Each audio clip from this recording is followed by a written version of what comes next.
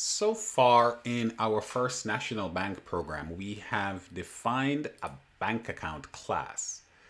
This class is using encapsulation to store certain state information and provide access to that information as well as the ability to change the information through a series of functions.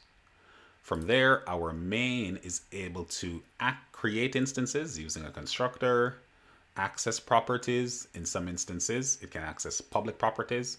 Other instances, it can access information by invoking functions that access private properties. And it's also able to manipulate state by calling specific mutator methods. I cannot access the balance directly, but I am able to change or check the value by invoking functions. So what we want to do here is build on the one concept we've used so far, encapsulation, and look at inheritance. So let's set the scene. So far we've built this construct called a bank account. And the reality is that if you in fact walk into a bank, you don't usually say to the bank manager, I'd like a bank account, or at least that would not be where the conversation ended. At some point, you need to specify a type of bank account. So the notion of bank account is very abstract. In reality, you tend to want to have a type of bank account, for example, a checking account or a savings account. So that might be something we want to represent here. So if we think of those two account types, there are actually quite a few things that are different between a bank account, a checking account, and a savings account. One is interest bearing or tends to be interest bearing or higher interest, whereas the other, a savings account, is not.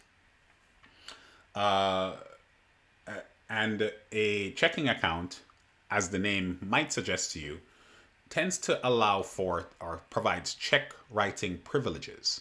Meaning you can write a check and hand it to someone who can then later on cash that check or have it drawn on your account, and they would be paid out whatever the endorsed amount was on the check. Now, the thing about checking accounts and checks is that when you write a check and hand it to someone, you're not entirely sure if and when that check will be cashed. And therefore, it's possible that at the time the person that received the check attempts to cash it, there may not be sufficient funds in your bank account to underwrite the check for the payout to be made. And in that scenario, the check will bounce. What some banks can do is offer what's called overdraft protection. Overdraft protection in this case basically means in the event that a check is drawn in your account or attempted to be drawn on your account and there is insufficient funds, the bank will honor the check and pay out the funds to the person who's cashing it. But then they will do usually one of two things. Either they will pull the funds from another account that you have, or in some cases, they may simply allow that payout to be made with the understanding that you, the account holder, will eventually come back and pay the difference, as well as, of course, pay a fee because this is a bank.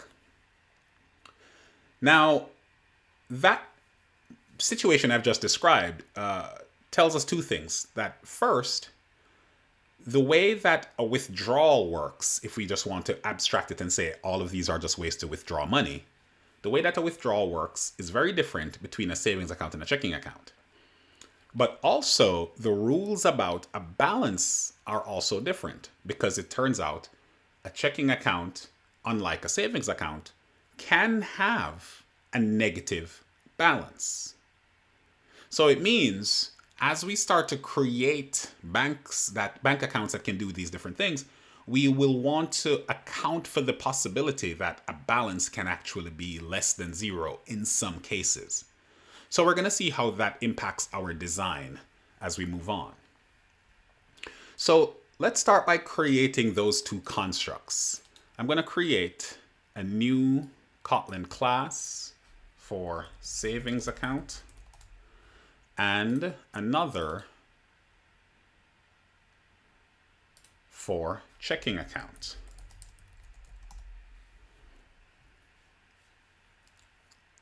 So here I have my savings account and checking account classes.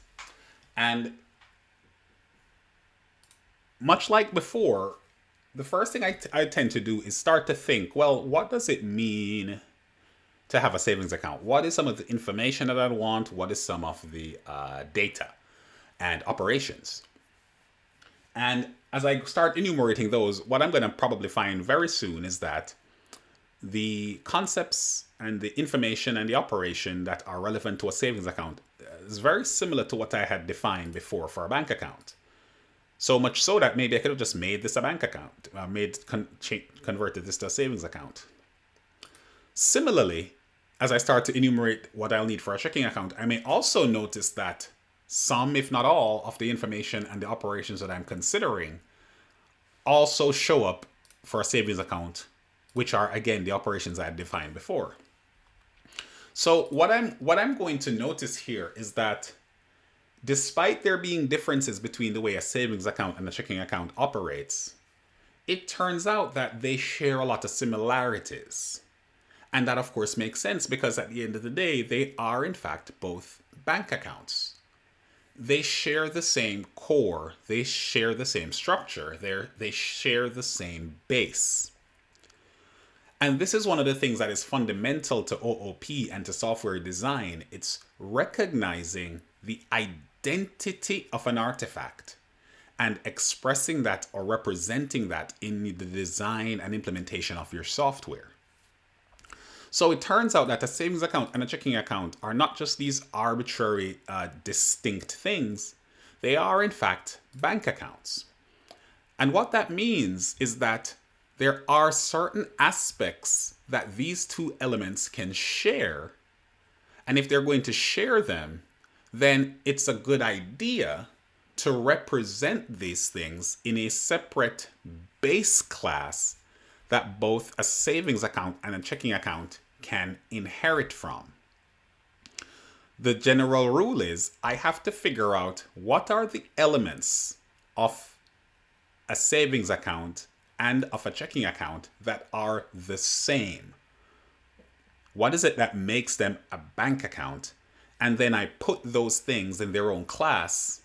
From there, I'll just have savings account and checking account inherit from bank account and essentially use bank account as their superclass or as their base class. So to start, I may have to come in here and change some stuff, but let's just start with bank account as it's currently defined as my base class. I'm going to use this as a starting point for both my savings and my checking account. So to do that, all I need to do is specify that when I'm creating this class savings account, using the syntax : I'm going to specify that savings account extends bank account. It inherits from bank account. This is the syntax. Now, there's some stuff that's missing, as you can tell from the big scary red underline. Essentially, this is now incomplete for a couple of reasons. The first is that my bank account class, in order for my savings account to be a bank account, the savings account must provide the arguments that are needed by the bank account's constructor. Recall that a bank account accepts 2 strings and a double in its constructor, and it does not have any other constructors. So it means in any attempt to create a bank account, this information must be provided.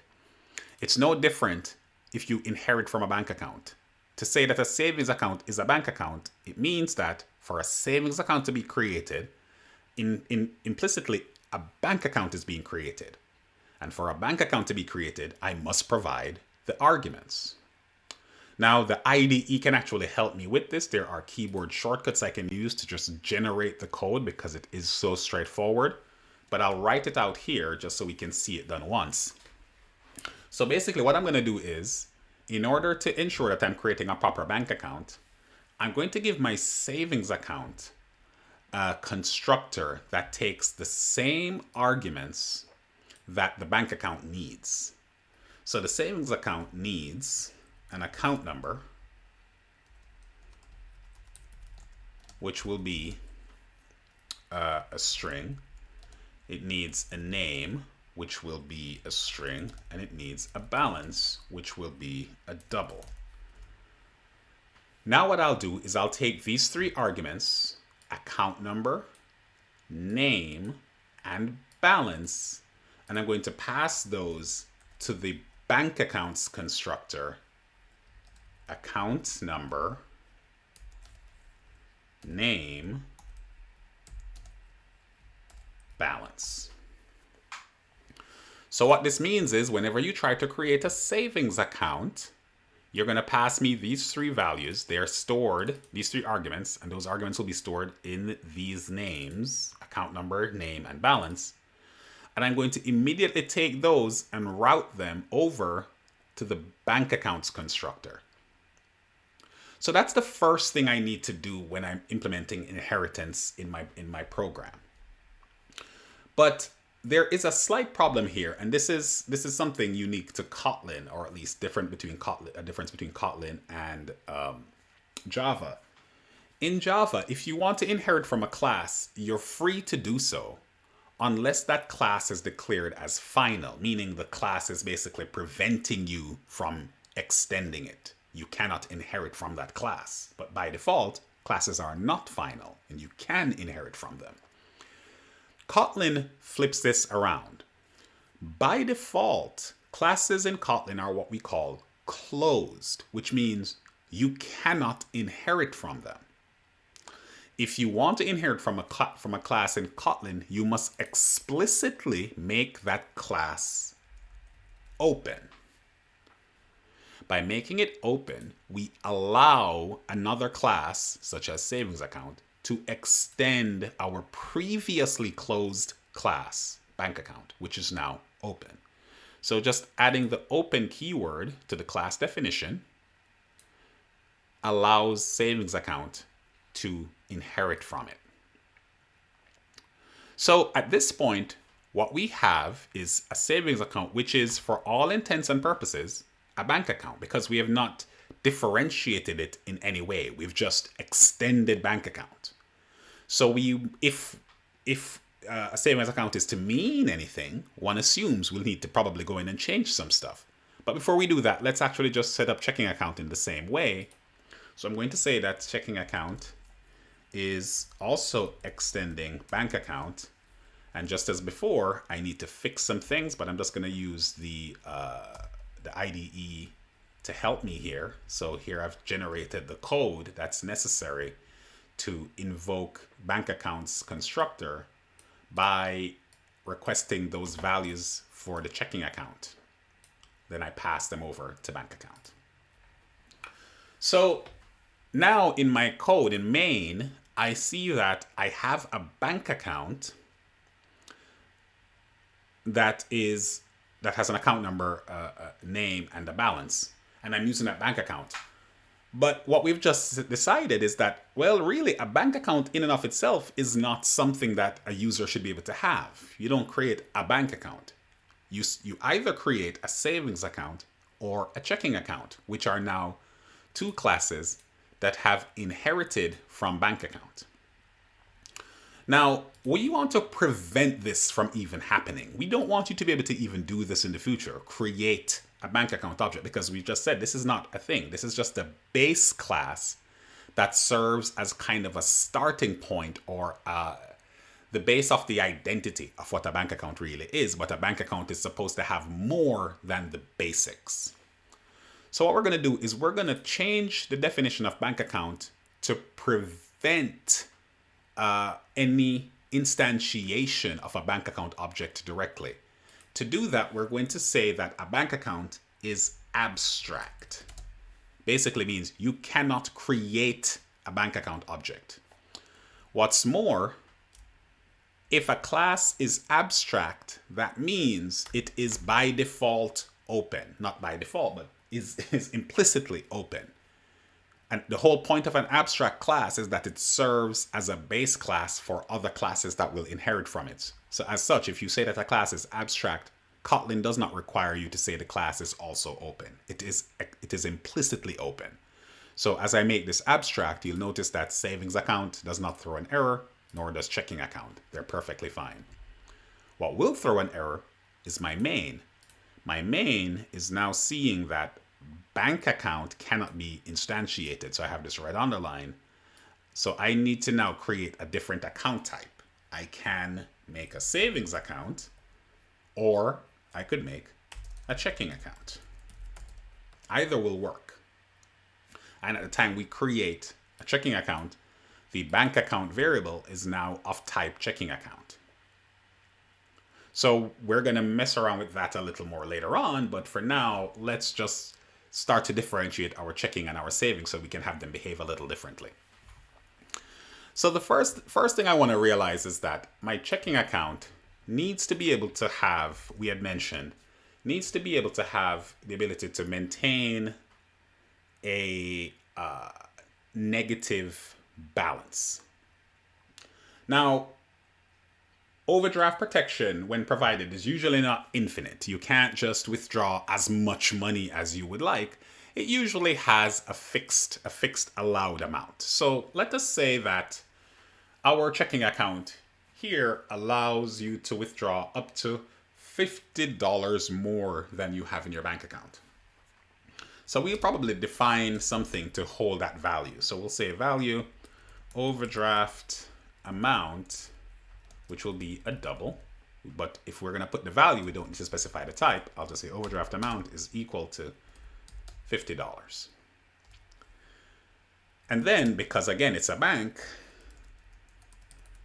we're going to have, in the event of an overdraft, a penalty. And that penalty will be $15. So a fee, if you will. So let's call it overdraft fee. So you can withdraw up to $50 more than your balance. And if you do, you will be charged $15. So that's kind of where we are now. That means in total, you could have a negative balance of up to $65 and more if we change these values. So let's see how we can implement this. So basically what we want to do is we want to modify the withdraw function to allow us to withdraw more than our balance. Now, because checking account extends bank account, all of the properties, the public properties and the public functions are accessible directly from within checking account. So I can essentially access the properties that were defined or the function that was defined. In the case of withdrawal, what I want to do is to change the definition of the withdraw function that was inherited.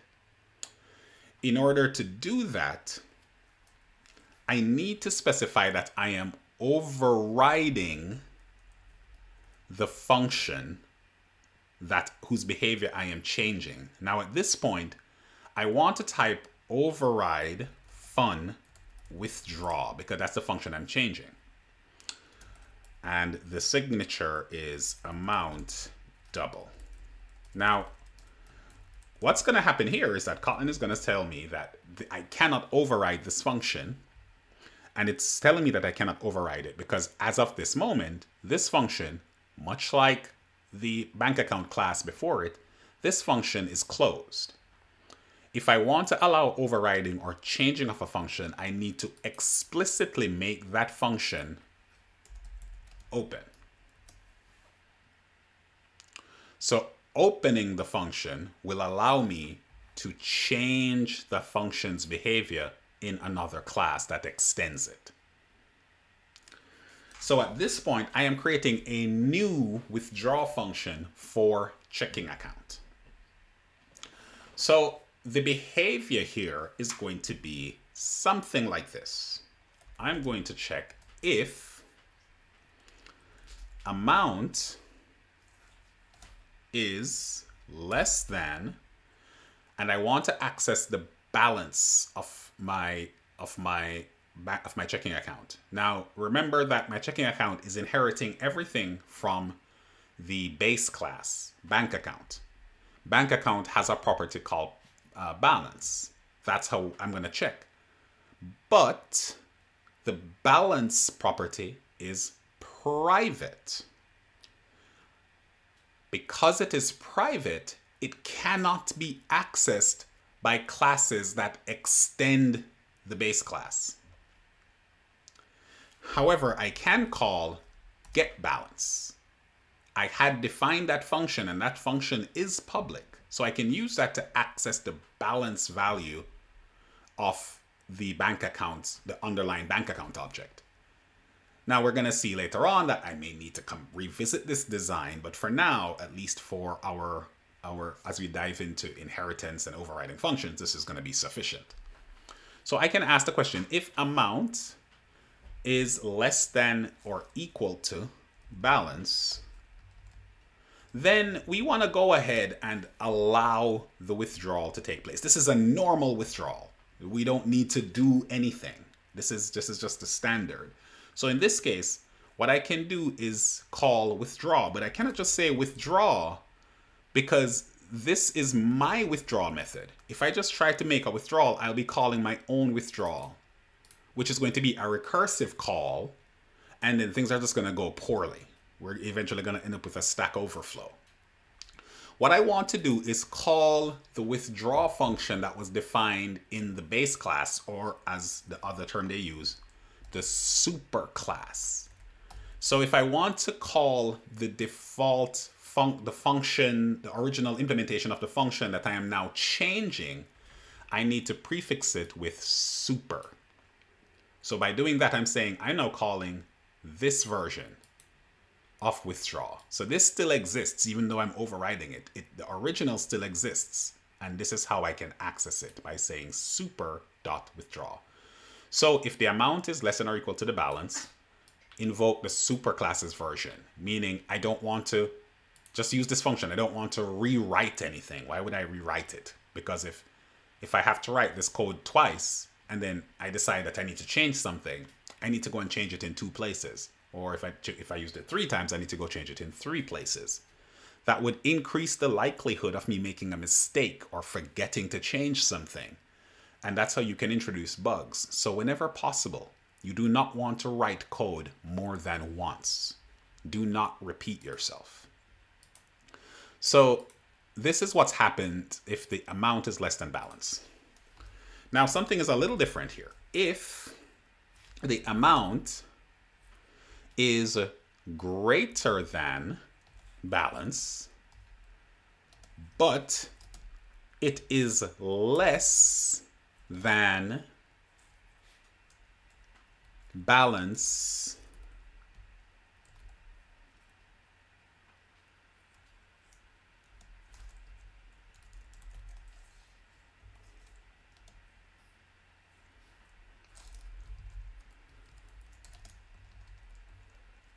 plus overdraft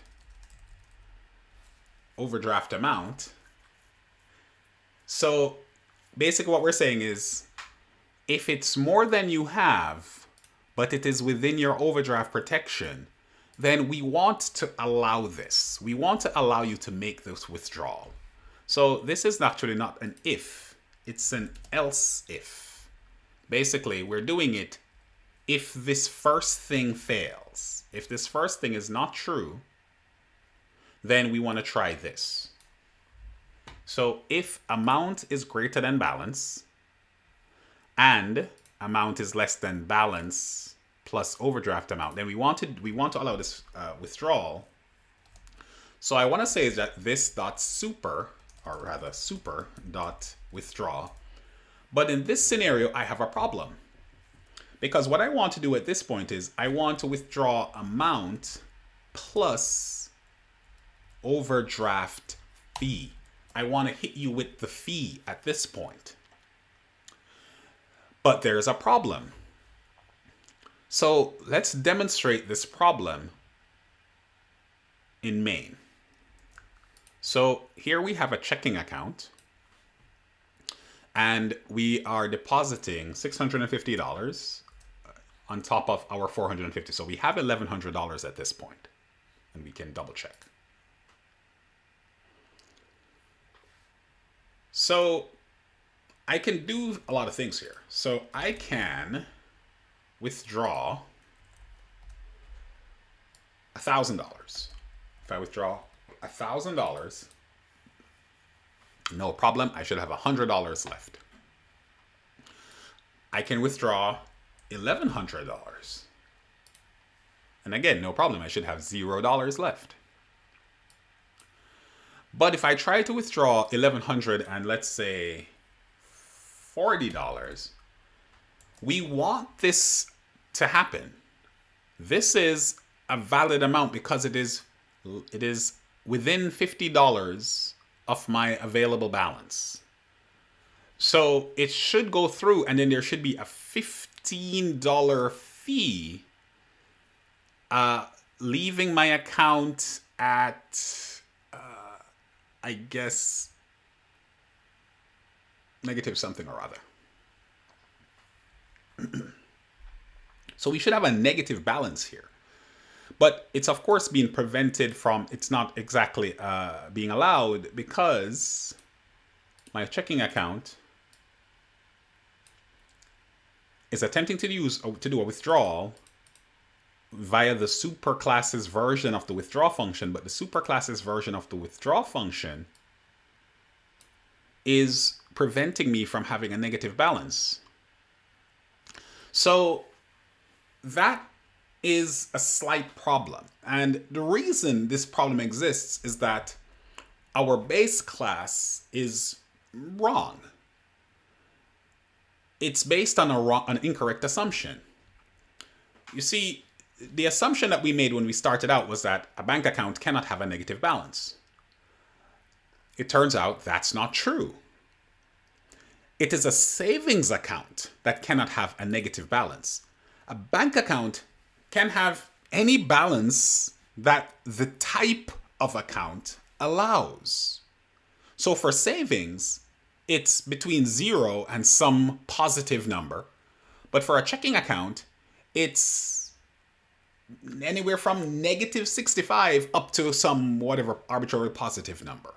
And then there might be a third bank account type that has a completely different set of rules. So we have to rethink what it means to be a bank account. And what it turns out is that a bank account is not a thing that does not allow negative balances. That's a savings account. So this rule, as we have it here, is incorrect. What we actually want to do when you attempt to do a withdrawal on a bank account is we just want to subtract the amount from the balance. That's all a bank account should do. It allows the withdrawal. If we can think of some other control that should always be there, for example, we may say, well, maybe we do allow negative balances, but we definitely want the amount you're attempting to withdraw to be more than 0. So maybe we say that rule is still universal, but we have to sit in a room and decide that that is actually true. And if we now do that, and we go back to our bank account, our checking account, with our series of operations, we see that I can now actually do a withdrawal and I can have a negative balance of what apparently was $55. So now the bank account is not preventing the checking account from doing what it needs to do. The checking account is what applies the specific rules for a checking account. So it allows for a withdrawal up to that amount, but it will not allow me to withdraw, say, $1,155. So if I attempt to do this, I'm still at $1,100. That's too much. The most I could withdraw is $1,150, which would bring me to, oh, I would love it to have withdraw $1,150. So let's check our checking account if amount is less than or equal to get balance plus overdraft amount. So see, we introduced a bug. So now I can withdraw up to $50. So there we go, negative 65. So that's my checking account, withdrawal behavior for a checking account. Now I can go to savings account and I can say, well, but a savings account now is more conservative. So I'm going to override the withdraw function for my savings account. And in this situation, what I can say is, if the amount is greater than 0, but I don't need to do this check anymore because I know that that check is being done in the base class. So I can just say if amount is less than get balance, less than or equal to, then super.withdraw amount. So now it's a savings account that does not allow for a negative balance. So if I switch over to my main, again, I run my program. This is a checking account. I'm able to get this amount, negative 65. But if this was a savings account instead of a checking account, and I try to run that code, I'm not allowed to have a negative balance. So the operation is ignored. All right. So that's the basics of inheritance. You define a base class or a superclass, and that has certain syntactic requirements, making the class open or making the class abstract. And then another class can inherit from that class, and whenever that inheritance takes place, you must ensure that you invoke the constructor of the base class if it has a primary constructor that requires arguments, or if it does not have any other constructor that doesn't require arguments. You must have an invocation that matches one of the constructors of the base class. From there, you differentiate your subclass, which is the name we give to the class that inherits from another class. You differentiate it by overriding the open functions of the base class, and you specify your own implementation. If at any point you want to call the superclass's implementation of a function that you have overridden in your code, you prefix that call with the super keyword, whereas the this keyword would of course be your version of the function. So this means this object. Super means the superclass's object, or superclass's version. All right. So that's the basics of inheritance. Next, we're going to expand on this by looking at interfaces and polymorphism.